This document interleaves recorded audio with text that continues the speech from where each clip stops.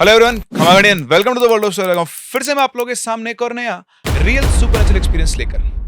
क्या आपने कभी सोचा है कि एक सिद्ध तांत्रिक अपने जीवन में जाने कितनी आत्माओं को कंट्रोल करता है और जाने कितनी तरह की सिद्धियां उसने प्राप्त की हुई होती हैं, लेकिन जब उस तांत्रिक की मौत हो जाती है तो सारी आत्माएं कहां जाती है? क्या आपने सोचा है क्या होता है जब उन शक्तियों को बिना सोचे समझे छेड़ा जाता है? एक परिवार की एक छोटी सी गलती जो उन्होंने की और उसकी सजा पूरे परिवार को भुगतनी पड़ी। ये कोई कहानी नहीं, ये एक सच्ची आंखों देखी घटना है जो हमारे साथ शेयर की है दिवू ने। उसके चाचा जो एक तांत्रिक थे और जब उनकी मौत हुई तो इनके परिवार वालों ने गलती से जला दिया एक दिया और उस दिए ने उन्हें ये दिखाया जिसकी कल्पना वो कभी कर भी नहीं सकते थे। तो क्या हुआ क्या नहीं ये जानेंगे हम लोग अपनी इस कहानी के अंदर। कहानी में आगे बढ़े उससे पहले अगर आपके पास भी कोई रियल सुपरनेचुरल एक्सपीरियंस है तो आप हमारी इन दी गई आईडीज पर या फिर हमारे व्हाट्सएप नंबर पर शेयर कर सकते हैं। तो भाई हमारी मेंबरशिप के अंदर अरेबियन नाइट्स और कुछ एक्सक्लूसिव स्टोरीज तो चल ही रही है, लेकिन जो स्टूडेंट्स मुझसे कनेक्टेड हैं, जो जेई की, नीट की, सीयूईटी की या फिर बोर्ड की तैयारी कर रहे हैं और वो केमिस्ट्री में स्ट्रगल कर रहे हैं, तो उनके लिए मैं स्पेशली ला रहा हूँ केमिस्ट्री के बहुत ही अल्टीमेट लेक्चर्स, वो भी मेंबर्स ओनली वीडियोस में और मोर देन अफोर्डेबल प्राइस पे, ताकि आप लोगों को ये भटकना ना पड़े। कैसा लगता है आपको ये आइडिया? मुझे कमेंट सेक्शन में जरूर बताएं ताकि मैं इसके ऊपर जल्दी से जल्दी काम कर पाऊं। चलिए बढ़ते हैं कहानी में आगे। ये कहानी हमारे साथ शेयर की है दिवू ने, और दिवू अपने चाचा जिनका नाम नितिन था उनसे बहुत प्यार करता था। ये बात उस दिन की है जब उसके चाचा की डेथ हो गई थी। बात है असम की, अक्टूबर का महीना था। हवा के अंदर हल्की हल्की ठंडक और बारिश की कुछ बूंदें थी। सूरज ढल रहा था, मौसम शांत था लेकिन बहुत ही अजीब बिहेव कर रहा था। घर के अंदर रोना पीटना और कोहराम मचा हुआ था और सभी लोग नितिन चाचा को याद कर रहे थे। दिवू भी उस वक्त वहीं पर था।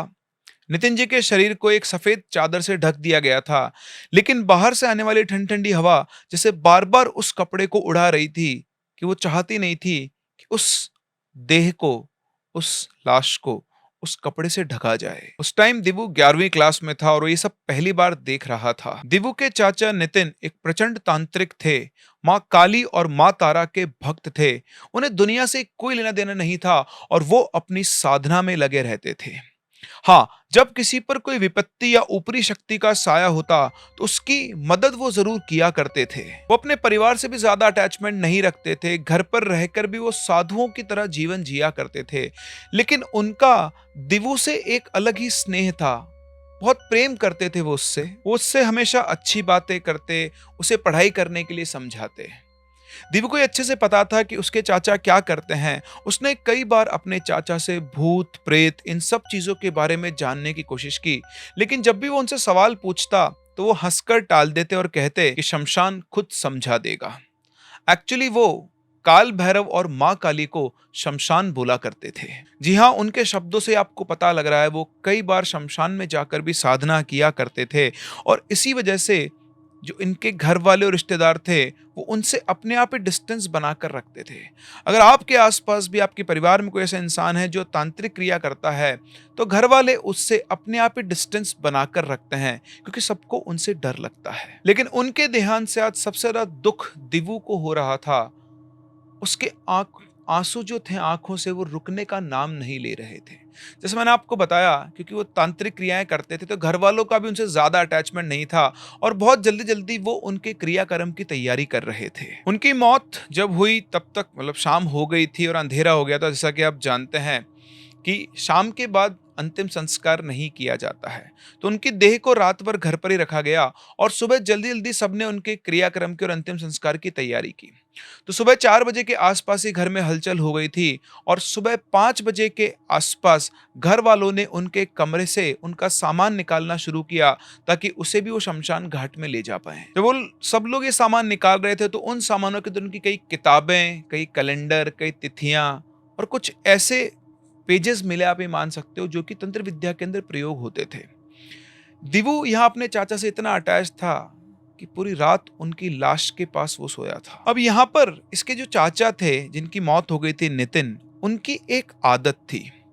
वो रात को सोने से पहले अपने घर में एक दिया जलाया करते थे और ये उनका रोज का नियम था। ये दिया वो करीबन रात के 12 बजे अपने घर के मुख्य दरवाजे पर जलाते थे और उसके बाद कुछ बड़बड़ाते हुए ऑब्वियसली कुछ ना कुछ वो मंत्र पढ़ते थे और वो मंत्र पढ़ते हुए वो अपने घर के अंदर आकर अपने कमरे में सो जाते थे। और वो कहते हैं ना कि जरूरत से ज्यादा दिमाग कहीं पर भी नहीं लगाना चाहिए। और ये कहावत बिल्कुल सही है, क्योंकि यहाँ पर दिवु के घर वालों ने भी कुछ ऐसा ही किया। जब वो सामान बाहर निकाल रहे थे तो उनको वो दिया मिला। अब यहाँ मैं आपको बताऊं कि वो दिया कोई नॉर्मल दिया नहीं था जो आप दिवाली पर है ना बत्ती लगाकर तेल डालकर या घी डालकर जला देते हैं। वो एक अलग तरह का दिया था। वो किसी हड्डी से बना हुआ दिया था और उस दिए में जो वो बत्ती लगाते थे वो शमशान में जब लाश के ऊपर जो कपड़ा चढ़ता है उससे उसकी बत्ती बना करती थी। ये सारी बातें इन लोगों को पंडित जी ने बताई जो बाद में इस कहानी के अंदर आने वाले हैं।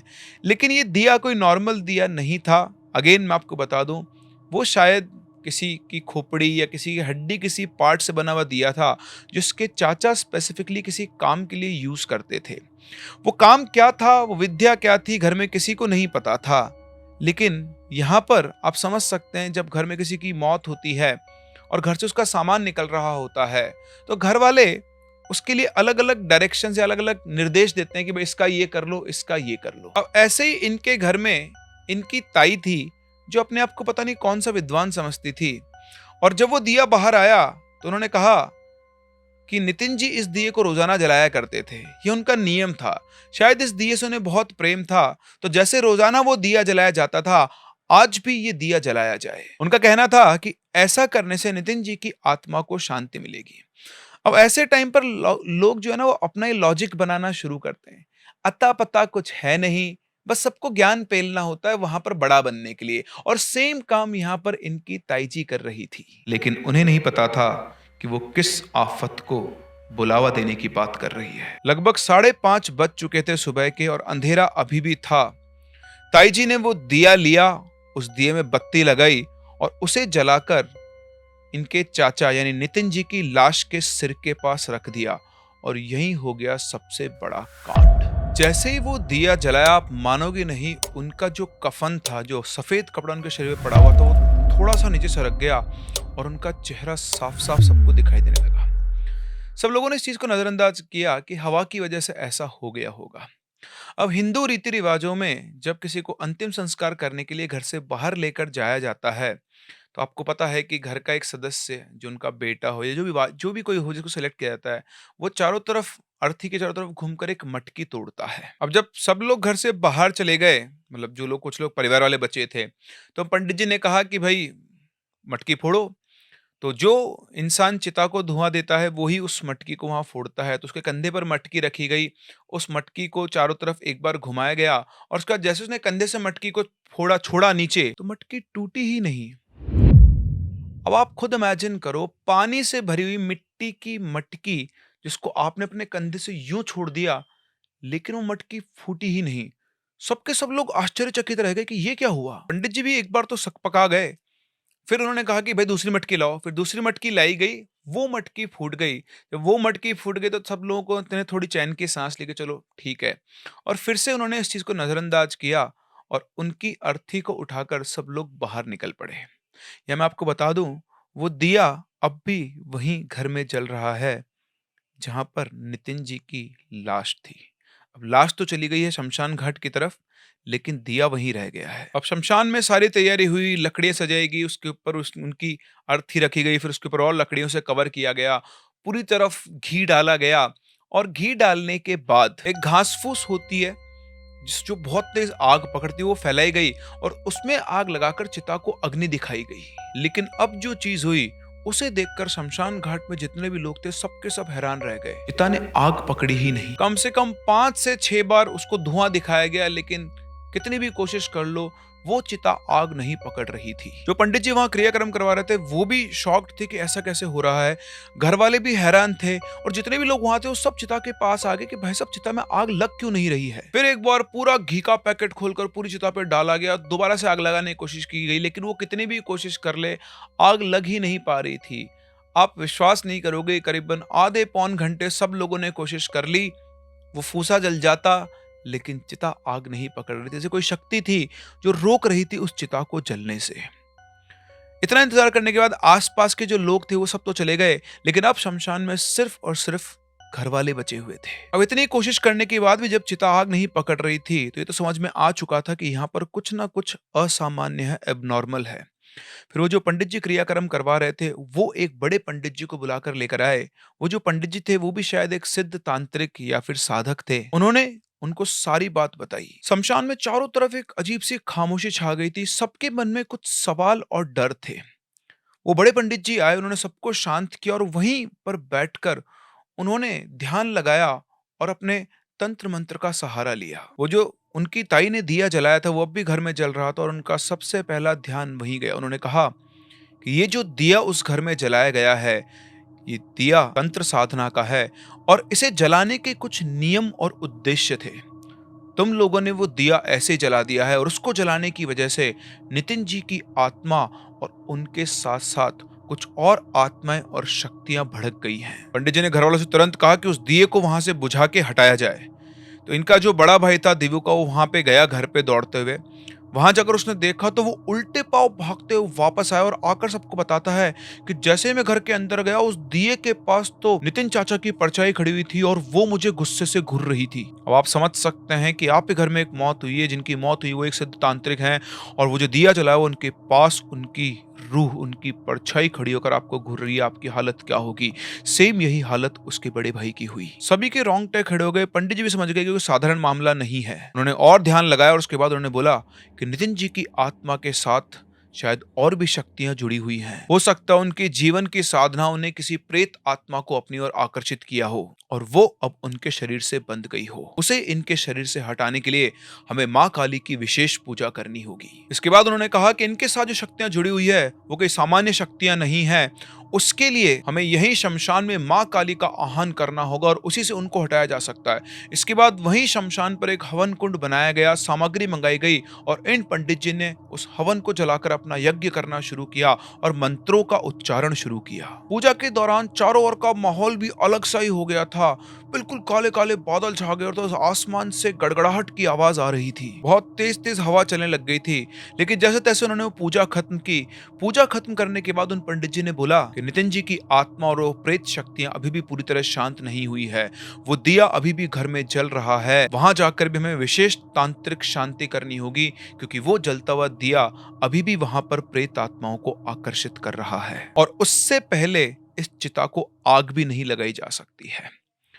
अब ये सारे क्रियाकर्म करते करते वापस से यहाँ पर शाम हो चुकी थी और फिर से रात में उस लाश को जलाया नहीं जा सकता था। सभी लोग वहां पर 2-3 लोग पहरेदारी के लिए छोड़कर सब लोग उन पंडित जी के साथ घर पर पहुंचते हैं। अंधेरा हो चुका था, रात्रि के करीबन 7-8 बज चुके थे। घर में पूजा की पूरी तैयारी की गई। उसके बाद उन पंडित जी ने कहा जब तक पूजा पूरी ना हो जाए कोई भी उस दिए को ना छुए और ना ही घर से बाहर जाए। उनके इतना कहते ही कमरे में रखा वो दिया और तेज जलने लगा जैसे उसके अंदर किसी ने घी डाल दिया हो, जबकि किसी ने अभी तक उस दिए को छुआ भी नहीं था। पंडित जी वहीं बैठकर उन्होंने मंत्र उच्चारण शुरू किया और जैसे उन्होंने मंत्र उच्चारण शुरू किया घर के अंदर बहुत तेज तेज हवा चलने लगी और अजीब अजीब सी आवाजें गूंजने लगी। कभी किसी के रोने की, कभी किसी के हंसने की, कभी किसी के चलने की, कभी किसी के दौड़ने की और ये आवाज किसी एक डायरेक्शन से नहीं घर के कोने कोने से आ रही थी। और तभी पंडित जी ने सबको सावधान करते हुए कहा ये कर्ण पिशाचिनी है, ये आत्माओं को भड़काती है और लोगों के कानों में डरावनी बातें करके आवाजें निकालकर वो उनको पागल कर देती है। सभी लोग अपने कान बंद कर लो और कोई भी उसकी आवाज को मत सुनना। और पंडित जी ने फिर से अपना मंत्र उच्चारण शुरू किया और जैसे उन्होंने मंत्र उच्चारण वापस से शुरू किया तभी इनकी ताई जी को इनके घर के दरवाजे पर एक काली परछाई दिखाई दी और उसको देखकर वो चीख पड़ी और चीखते बोली ये तो नितिन जी हैं, लेकिन इनका चेहरा कैसा हो गया है। वो जो काली परछाई खड़ी थी वो कोई और नहीं दिवु के चाचा नितिन जी थे, लेकिन उनके चेहरा जो था वो बदल चुका था। ऐसा लग रहा था कि उनके चेहरे के अंदर कोई और है। उनकी नजर वहां से हटती तभी उनकी जो छोटी बहन थी दिवु की, वो एकदम से चिल्लाई। उसको अपने सामने सफेद कपड़ों के अंदर एक बहुत ही सुंदर और आकर्षक महिला अपने घर के आंगन में घूमती दिखाई दी। उसने बोला सबको देखो, ये देखो कौन है। सभी लोगों ने अपनी आंखों से उसको देखा और वहां जो मंत्र उच्चारण चल रहे थे उनके साथ साथ एकदम से वो औरत चीखते हुए गायब हो गई। ऐसा लग रहा था कि इनके जो चाचा थे उन्होंने जितनी सिद्धियां प्राप्त की थी, शायद उन्होंने किसी कर्ण पिशाचिनी को भी सिद्ध किया हुआ था, शायद उन्होंने किसी यक्षिणी को भी सिद्ध किया हुआ था, और एक एक करके उन सबकी इस घर से मुक्ति हो रही थी। इधर पंडित जी जो मंत्र पढ़ रहे थे, उनका उच्चारण धीरे धीरे और तेज होता जा रहा था, इंटेंसिटी बढ़ती जा रही थी बिना रुके। मतलब उनका एक अलग तेज था, उनके पास एक अलग ज्ञान था। अगर आप लगातार मंत्र पढ़ते रहे तो हाफ कर आप अपनी आवाज धीरे कर लेंगे, लेकिन यहाँ बिल्कुल उल्टा हो रहा था। धीरे धीरे वो अपने आवाज और अपने मंत्रों की इंटेंसिटी को बढ़ाए जा रहे थे, जैसे एक एक करके वो एक एक लेवल क्रॉस करते जा रहे हैं और अगली आत्मा के साथ वो फाइट कर रहे हैं। और इसके बाद पंडित जी ने अपनी तंत्र साधना और तेज की, और जैसे उन्होंने साधना तेज की, घर की दीवार के ऊपर काले काले धब्बे बनने लगे, और ये धब्बे बनकर इनकी आंखों के सामने एक राक्षस के चेहरे का आकार ले रहे थे। और तभी पंडित जी बंद आंखों में बोले, ये कलवा है, इसे भगाना आसान नहीं, इसे जलती चीजों का खौफ दिखाना पड़ेगा। इसके बाद उन्होंने कुछ लाल मिर्च और सरसों के बीज मिलाकर जलाया, और उनको जलाने से जो धुआं निकला, उस धुएं का उन्होंने इस्तेमाल किया, और थोड़ी देर में वो जो कलवे की परछाइयां बन रही थी, वो परछाइयां भी वहां से गायब हो गई, लेकिन पूरे घर के अंदर उस मिर्ची की घुटन और बदबू फैल गई। अब आप इमेजिन कर सकते हैं कि वहां पर जो लोग खड़े, उनके लिए माहौल बिल्कुल भी नॉर्मल नहीं। इस डरावने माहौल को देखकर इनकी जो छोटी बहन थी और इनकी जो ताई जी थी, वो फटाफट से घर से बाहर भाग गई। इनकी माँ और दादी भी पीछे पीछे भागने लगी। पंडित जी ने सबको बुलाने की कोशिश की, लेकिन सब इतना घबरा गए थे कि कोई भी अंदर नहीं आया। पूरा घर परिवार सहम गया था। दिवु ने भी ये सब पहली बार देखा था। घर के परिवार के जितने भी लोग आए हुए थे उनकी मृत्यु के ऊपर, सब भाग रहे थे। इनके कुछ चाचा वगैरह तो ये मान लो कि सीधे निकल लिए बस पकड़ने के लिए कि तुम करते ना अंतिम संस्कार, इस घर में हमारा कुछ हो गया तो पता नहीं क्या होगा। वो जो दिया जल रहा था, वो मान लो इस दुनिया और दूसरी दुनिया के बीच का एक दरवाजा बन गया था। एक के बाद एक आत्माएं, प्रेत आत्माएं आ रही थी, जा रही थी, और सब लोगों को दिखाई दे रही थी। धीरे धीरे सब लोग घर से बाहर निकल गए, और अब उस घर के अंदर सिर्फ दीवू, पंडित जी और वो दिया बचा था। दिया अभी भी जल रहा था, और इस बार उसकी लौ नीले रंग की थी। उस दिए को देखकर पंडित जी ने कहा, ये दिया अब भी प्रेतों को खींच रहा है, इसे बुझाना जरूरी है। इसके बाद पंडित जी ने अपने पास से पानी लिया, उस दिए के ऊपर डाल दिया, लेकिन पानी से दिए पे कोई फर्क नहीं पड़ा। उन्होंने फिर 2 बार 3 बार पानी गिलास भर के उसके ऊपर डाला, लेकिन दिया बुझने का नाम नहीं ले रहा था। उसके बाद उन्होंने एक हाथ में चावल, एक हाथ में सिंदूर लिया, दोनों को अपने हाथों में मिक्स करके कुछ पड़ा और उसको उस दिए के ऊपर डाला, तो बुझने की जगह वो दिया और तेज भड़क गया। ये सब देखकर पंडित जी ने कहा, ये एक तांत्रिक दिया है, इसे साधारण तरीके से बुझाना संभव नहीं है, इसे केवल मंत्रों और मां काली के नाम से ही शांत किया जा सकता है। इसके बाद पंडित जी ने अपने बैग में से एक त्रिशूल निकाला। उन्होंने त्रिशूल अपने सिर पे रखा और उसके बाद मां काली का आह्वान किया, और आह्वान करने के बाद उन्होंने उस त्रिशूल को बस उस दिए से छुआया, सिर्फ टच कराया, और टच कराते ही एकदम से उस दिए की लो बुझ गई और पूरे घर के अंदर शांति का माहौल हो गया। दिए के बुझने के बाद पंडित जी ने वापस से घर के अंदर पूरी रात विशेष पूजा की, और ये सब कुछ करते करते सुबह हो गई थी। नितिन जी का शव अभी भी शमशान घाट में पड़ा हुआ था, और उसकी पहरेदारी कर रहे थे कुछ गांव के ही 3-4 लोग, क्योंकि एक बार अगर शव घर से बाहर निकलकर शमशान चला गया तो वापस घर पे नहीं आता। पंडित जी ने पहले ही सबको समझा दिया था कि उसे चिता से उतारकर एक सुरक्षित जगह पर रख दिया जाए, अगले दिन इनका अंतिम संस्कार किया जाएगा। इधर यहाँ घर पे सब क्रिया करते करते सुबह के 6:30 बज गए थे। अपनी क्रियाविधि पूजा खत्म करने के बाद पंडित जी चले शमशान की ओर, उनके पीछे पीछे परिवार के और आसपास के लोग। और वहां पहुंचकर पंडित जी वहां बैठे, उन्होंने ध्यान लगाया और एक अंतिम मंत्र पढ़ा। और जैसे उन्होंने एक अंतिम मंत्र पढ़ा, एकदम से पूरे शमशान घाट में बहुत तेज आवाज हुई, जैसे एक साथ बहुत सारी आत्माएं चीख कर वहां से बाहर निकली हो। और इसी के साथ साथ नितिन जी की जो बॉडी थी वो एकदम से हिली। ये बॉडी हिलता देखते तो सब लोग घबरा गए कि 2 दिन से जो आदमी मरा हुआ पड़ा, उसके शरीर में मूवमेंट कैसा हुआ। पंडित जी ने कहा, डरो मत, ये अंतिम संकेत है कि सभी प्रेत आत्माएं हटाई जा रही हैं। इसके बाद पंडित जी वहां से उठे, उन्होंने एक लोहे की छड़ ली, उस छड़ी को उन्होंने आग में तपाया, आंख बंद की, उसके बाद उस छड़ी को नितिन जी के शरीर के ऊपर घुमाया, और जैसे उन्होंने 7 बार उसे उनके शरीर के ऊपर घुमाया, छड़ी को रोकते ही नितिन जी के शरीर में से काली छाया बहुत तेज आवाज करते हुए निकली और शमशान के अंदर एकदम से कहीं गायब हो गई। इसके बाद नितिन जी ने बोला, यह वो आखिरी प्रेत आत्मा थी जो नितिन जी के शरीर से चिपकी हुई थी। अब उनका मार्ग साफ हो गया है, अब उनके अंतिम संस्कार की तैयारी की जाए। और वही किया गया, और इस बार एक बार धुआं दिखाते ही चिता ने आग पकड़ ली और जैसे चिता ने आग पकड़ी, वहां पर खड़े सभी लोगों ने जय मां काली के नारे लगाए। अच्छे से उनका अंतिम संस्कार हुआ। इसके बाद सभी लोग और वो पंडित जी भी वापस से नितिन जी के घर आए। इसके बाद उन्होंने उनकी साधना के सभी यंत्रों, किताबों को सभी को नदी में प्रवाहित करने का सुझाव दिया। उन्होंने कहा कि उनकी आत्मा को तो शांति मिल चुकी है, लेकिन उन्होंने जो साधना की थी और उनसे जुड़ी जितनी भी चीजें हैं, अगर वो घर में रही तो वो किसी ना किसी तरह की शक्तियों या फिर आत्माओं को इस घर की तरफ आकर्षित कर सकती है। इसलिए आप आज के आज ही इन सभी वस्तुओं को नदी में प्रवाहित कर दें। इसके बाद पंडित जी ने बताया कि नितिन जी के ऊपर मां काली की कृपा थी और इसी कारण वे प्रेत आत्मा उनके शरीर को छोड़कर भाग गई।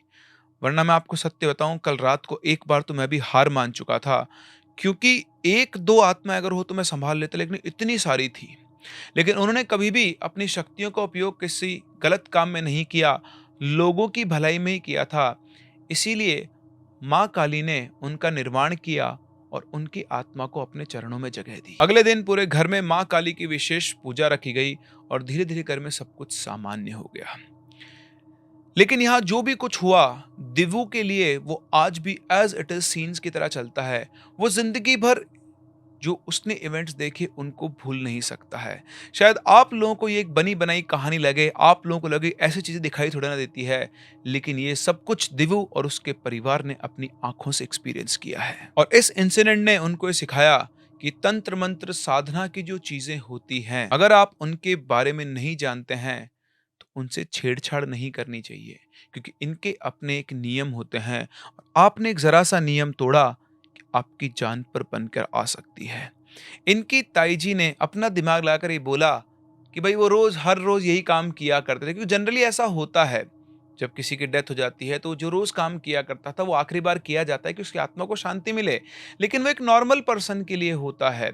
जब उन्हें पता था कि वो एक सिद्ध तांत्रिक हैं और वो जो काम करते हैं उसका कोई कारण रहा होगा, अगर आप उस रिचुअल को बिना नॉलेज के परफॉर्म कर रहे हो, जो कि इन्होंने किया, और इन्होंने एक ऐसा मार्ग खोल दिया कि इनके घर के अंदर एक नहीं दो नहीं तरह तरह की आत्माएं घूमने लगी।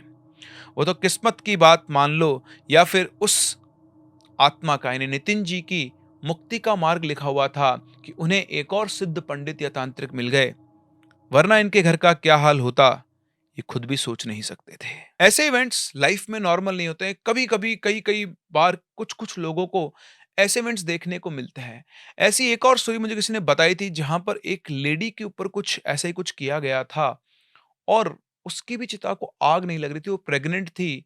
और इवन यहाँ तक बताया गया था कि वहां पर कोई एक ऐसा इंसान था जो वही सिद्ध तांत्रिक कुछ था, जिसने उसके पेट को काट कर उसके पेट में से बच्चा निकाला था, तब जाकर कहीं उसकी चिता ने आग पकड़ी थी।